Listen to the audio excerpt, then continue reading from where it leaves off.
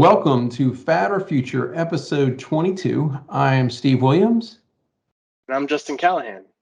Welcome to this episode. We've got three hot new topics, and we are coming out of the annual major event, CES, right, Justin?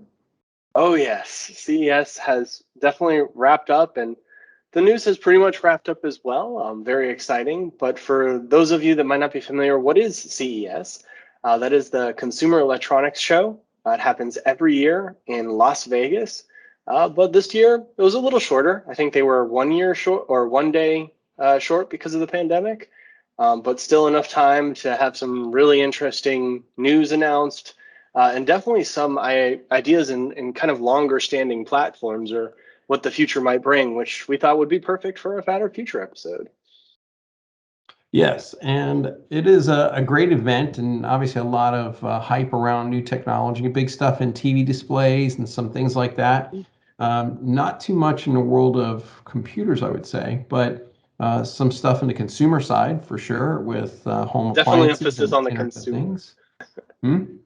Definitely emphasis on the consumer part of the consumer electronics. Yes. Sure.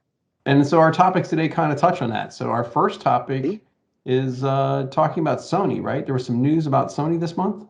Oh my gosh. Sony is going to be an automaker, if you can believe the website, basically. They call it Vision S, right? Yep, Vision the Vision S. And correct me if I'm wrong, but that's a fully electric car, right? And it's actually two models, I think. Yep, they've got two models, very much trying to make it look like solid products. They are kind of concept cars at this point, but there's a sedan type and then a small SUV type. So you're basically saying that I can play The Last of Us Part 2 on my PlayStation in my Sony car. So well, I'm just telling you that it is going to come with a PlayStation controller. So I mean, they're not saying what titles you can play just yet. But I would say that if you're a PlayStation Plus member, you're probably going to get some access to some good games. That's awesome. And they weren't the only ones that were making some major car announcements. I know GM has officially announced their all-electric pickup to compete with the Ford 150 Lightning. And there was a number of other manufacturers. I think both Mercedes-Benz, I think, had an all-electric SUV, as well as a few other. There was definitely no shortage of everybody saying that they're going to announce an electric car or saying that they're going to have an electric car. Now, no actual firm dates or no pre-orders. Well, right. There were some pre-orders, but you couldn't actually go and buy these cars. But definitely there was lots of conversation. And not just the all-electric too, but my favorite one in this kind of conversation was BMW, believe it or not, came out with a car. It was a version of, I think, their 3 Series that had probably one of the wildest paint jobs you'll ever see, but it was an e-ink paint job. And so e-ink is basically, for lack of a better word, it's a suspended electronic color changing plate, right? So it has the colors on grayscale, so it can go from white to black and anywhere in between. But the idea is that the whole car is covered in them, and you can actually you can control what color your car is or what parts of your car are right from the console. And so you could have a color changing car. Wow. I'm pretty sure it was a BMW that James Bond drove, and that was when Pierce Brosnan played and went invisible. So I'm pretty sure that was a BMW too. And a BMW engineer, ever since that moment, has been working on this idea. They were like, "This is my life." In a clandestine location in Europe, he's been secretly working on this e-paint thing. Well, this is the fatter future around this is really when you see somebody like Sony, who obviously not a car manufacturer, right? They make gaming consoles. That's a big leap. So is this really the step where we're redefining who is a car manufacturer? So our fatter future is kind of wrapped around it. This idea that essentially a car is a computer on wheels. Does it differentiate or become the wheels you're riding on or the software in the car? And it really is starting to meander into that conversation, especially with so much prevalence and focus on Tesla, right? I mean, Tesla is really, obviously it has some still learning curves that it's approaching. And figuring out how to manufacture a car. But constantly where Tesla is shining is its software experience, right? It's one platform, it's very cohesive, and that's constantly what's being promoted as kind of the de facto. And so a lot of other companies are playing catch up, but then when they're playing catch up, they're, starting to partner with other companies that are, again, they're more focused on the software. Ford's Mach-E is, and I'm, correct me if I'm wrong on this, but Ford's Mach-E, they actually are evolving that to be based off of Android. So their all-electric Mustangs are going to be running in essentially a flavor of Android that's going to be running the car. And so, yeah, who is an automaker when you have a static, okay, do you have a sedan, an SUV, or a pickup truck? Here's your electric car base. You build a metal cage on top of that, and you pick whatever software platform you want to run. I mean, well, and I think there's two other trends that feed into this. Is when you look at cars today, when it comes down to things like performance, safety, feature set, they're just all pretty much the same. And the differentiator often becomes technology at this point. How well does the car integrate to your lifestyle and technology you use?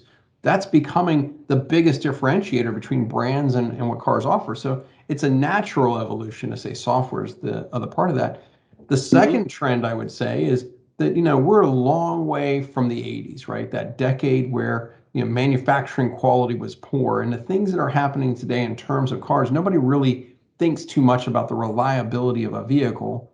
So if you consider that technology is the differentiator, the manufacturing stuff around the actual car itself is so good at this point, the quality is so good, the reliability of engines are so good that as a whole, I'm not too concerned about that piece. Then you really could almost see how it becomes, this kind of, what kind of experience am I going to have in the vehicle to say that's the car, as opposed to being tied to traditional automakers. for sure. And I think it's also capitalizing to a little degree. We've been in this window now where cars have had a screen, right? Cars have had software in them, but it's been relegated to pretty basic stuff. And especially as the car's lifespan is lengthening, right? You have a lot of cars that might have a touchscreen that was, that's running like 5-10-year-old software, and it's struggling to keep up. And so if you have if you have a car that's running off of these later platforms or these software-centric platforms, one would really expect that experience to be smoother, to last longer. And so we might see just again that, and the appreciation for that, the experience in the car becomes more important than the car itself.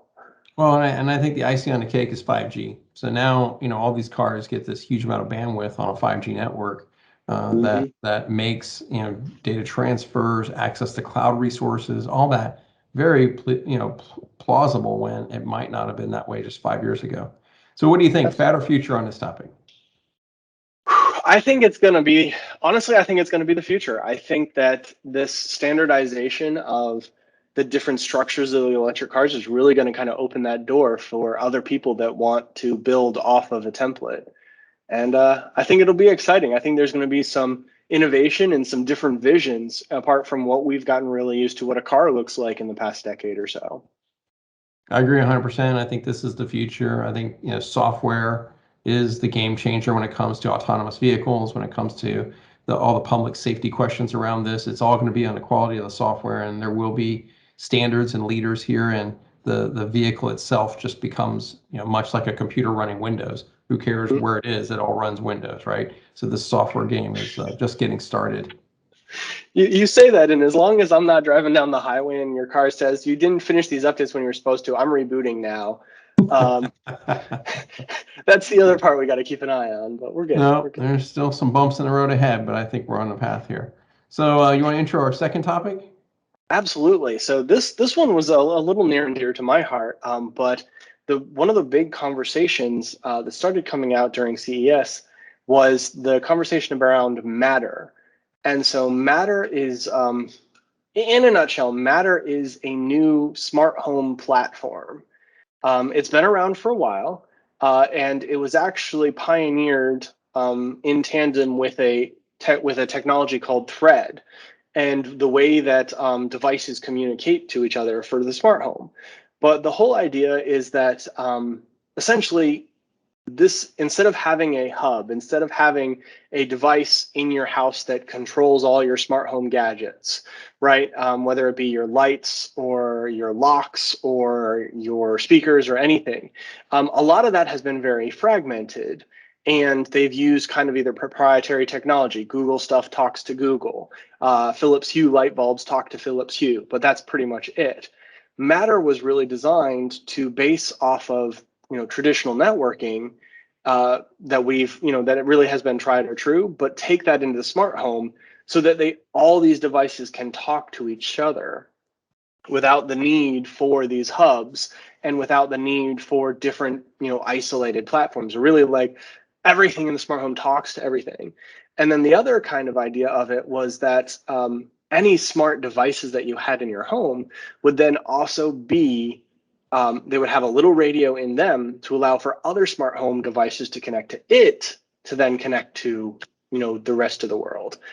And so again, like, it was basically to blanket, the idea was to kind of blanket your house in this centralized, integrated platform, so that you didn't have to do all the the hobbyist or the enthusiast things where it's like, well, I'd like to put in a smart switch, or I'd like to put in a smart speaker. Well, now I have to do research to find out what it's compatible with, and I have to make decisions of what platform that I want to go with and all of that. This now should basically be, oh, this is Matter supported, I'm going to put it in there, and everything works with everything. Well, so you covered a lot there. Let me just get a quick word in, because we're going to move on to our next topic. But I'm just going to say it's been a premise of many sci-fi movies, including I, Robot and Terminator. Yes. So you really have to ask yourself about all your devices talking. I mean, personally, I have room for Google and Alexa because I just don't want to be on one platform. I like to split my stuff up so that one can't take me over. Hopefully, if one takes me over, I can call the other one to rescue me. So that's really my plan. It's maybe not the best plan, but it's my plan. So what do you think? I mean, there's some places where standards work, and there's some places where they're not going to work. In terms of fatter future, do you think this? I don't like the idea personally of all my devices talking to each other and talking to my neighbors, because that's really where this is going, right? You end up with, right. It's not just my IoT, but my IoT talking to somebody else's IoT, talking to somebody else's IoT, because that's really, I think, what companies are looking for at the end of the day. And I'm definitely not on that bandwagon. So what do you think, fatter future? See, I think it all ends up on how it actually comes to be, and if it comes to be. I mean, this is all something that's just been hyped up for many years now, and whether or not it actually becomes realistic. But it's the level of control, right? If you have a level of control over it, it could be really great, and you could keep things protected, and within your with your own preferences and your comfort level.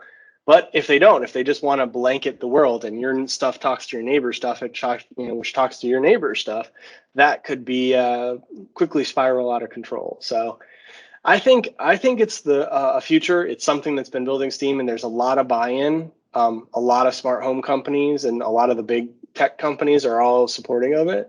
But I think it'll be very interesting to see how it comes to be.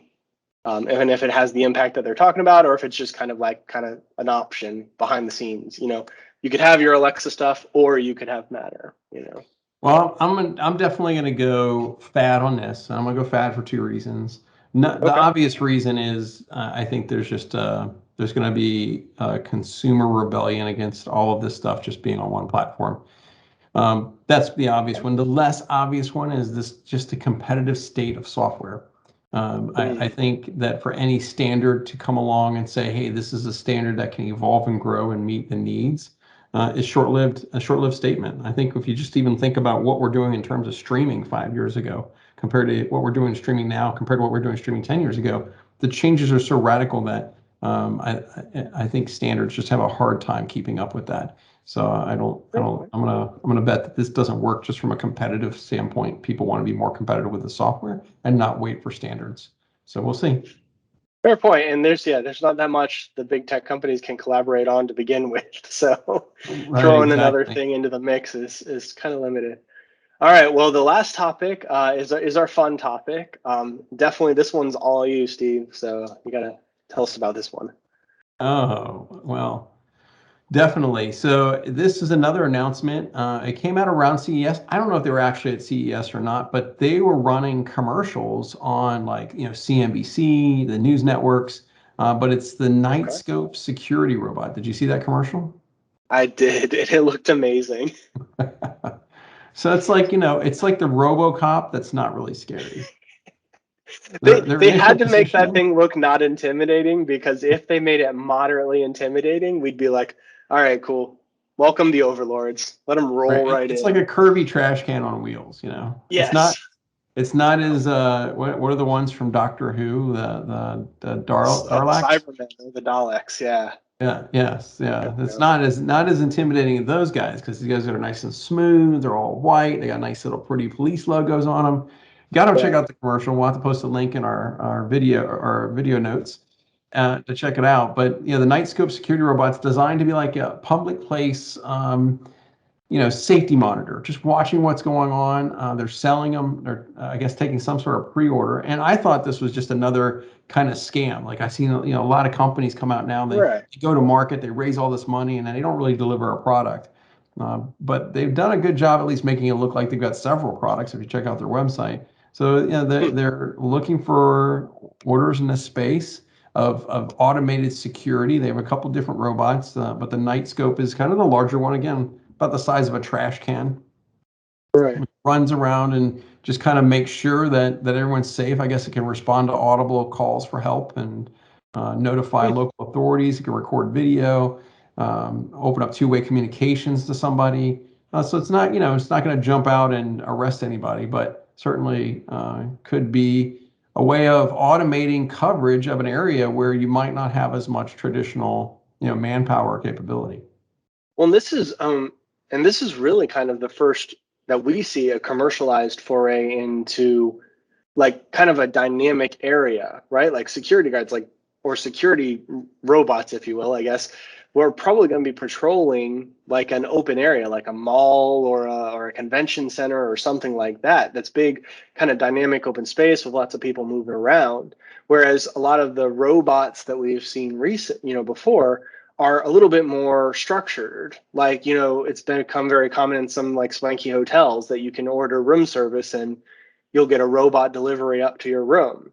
But it's just from point A to point B and then back again. And Right. this is a whole lot more dynamic. Like you're saying, it has to interact with the environment, with people, with audio. So that's really interesting. And so the fatter future from this is actually that it's robots in as a job role in society, something that could actually be, well, we had to have a human here running food up to a hotel room, or we had to have a security guard that had to patrol this area, and then we needed a second security guard for the other area. Maybe we have a robot and one guard or something like that, right? Yeah, and I had a So, chance to check out the new Samsung room cleaner. It's like the vacuum that runs around the room, automated, and it actually okay, is capable of doing a blueprint of your home for you. So it will actually draw, in its learning process, it will draw out the walls and stuff onto a map and make a map of your house for you. it's I mean, beautiful. the technology is evolving, right? I mean, this is pretty cool stuff. Yeah, So, that a robot could learn the area, know where a pothole appears or disappears, or know where the edge of a sidewalk is, or where, again, a crosswalk might be. I mean, this is all very realistic. And like you said, if it's in a fixed space, it's not like it's got to run across town because of a dispatch. It just covers maybe a square mile of territory or something like right. that. It could know that space very well, right? Absolutely. And I think the biggest interesting thing is just that one to many approach. Like, I mean, it sounds like you could probably have one security guard and he's got 5 or 6 of these running around. Yeah. So my question was, has for these have always been like durability or longevity. Like how long would the robot last? I feel like that would definitely be a target for some lessons, if it like fell into a fountain or something like that. Is it waterproof? Yes. What's the Yeah. useful life of the robot? Oh, it's So what good do you think? questions, and I think you've said the fatter future very well. It is kind of this idea of displacement for certain types of jobs that might have been people, doing routine tasks and having robots take them over. Absolutely. Well, I have to definitely think future myself. We talked about cloud before. We've talked about how cloud is going to continue to replace certain types of service jobs. And this is just probably the low-hanging fruit of that process. These kind of robots could be hooked to the cloud using artificial intelligence, knowledge learning, language learning to interpret situations and even change the way they respond. So I definitely feel this is the future. We're going to be putting technology into a lot of, if you will, the initial service level jobs, and it's going to make a big difference. Yeah, it'll definitely be interesting. And I agree with you. I think this is going to be a future topic. I think it's, and I like the way that you said it about about injecting the technology into the service and like that lower service industry, because I don't think it's a one or a zero. I don't think it's like, all right, we're just going to blanket cover it. I think it's more like one of my favorite, analogies or references on this is Amazon's Mechanical Turk platform, which is all, well, we could have this be automated, we could have it, but the cost value isn't there. It's still more cost effective to just pay a person to do this form of data entry or to do this one dynamic task that a robot or a software could do, but it's not cost effective yet. I feel like we're going to see this other flop of that where it's like, okay, well, yeah, but we have one robot that can patrol, a mall nonstop and knows the layout and all of that. That is more cost effective, and let's see about flopping that over. So. All right, good. So we both ended up future on the idea of software companies becoming car makers. We were split, it sounds like, on the IoT. Yeah, I feel hopefully that's a fad from my side, future for you, and we both agree robots are the future. So. Yes, absolutely. So any it'll definitely be any previews for our next episode? Oh man, do we have previews? It was so funny. We were planning this last week, and that was on Monday. And then on Tuesday, Microsoft bought Bethesda. No, sorry, bought Activision. Bought Activision Blizzard for $67 billion. It's larger than their other 9 top 10 purchases combined in terms of total cost. And that is just shaking the landscape for gaming and the metaverse. Oh, you said it. You said you weren't going to say it this episode. We said we weren't going to say it. It's our first episode of 2022. Now we're just like everybody else using metaverse in something. But this is for next time. And then literally the day after that, Verizon and AT&T both turned on their major their actual 5G, if you will, their everyday, every person 5G. So yeah, if you've got especially if you're on Verizon, if you've got like the latest Samsung or iPhone, you can actually get download speeds of anywhere between I think it was between 300 to 800 megabits down. On your phone, which is just insane. There's no. Well, we'll have to bring some screenshots and some speed tests to cover that one. 5G is the future. Let's see what we say on that. But we have our stormy backgrounds up for a little winter feel, even though this is more like our hurricane season shot for us. But that's it for episode 22. Thanks for watching. Please make sure you click like or subscribe, and any comments, we'll be sure to get back to you. Thank you. Bye. Thanks. Bye.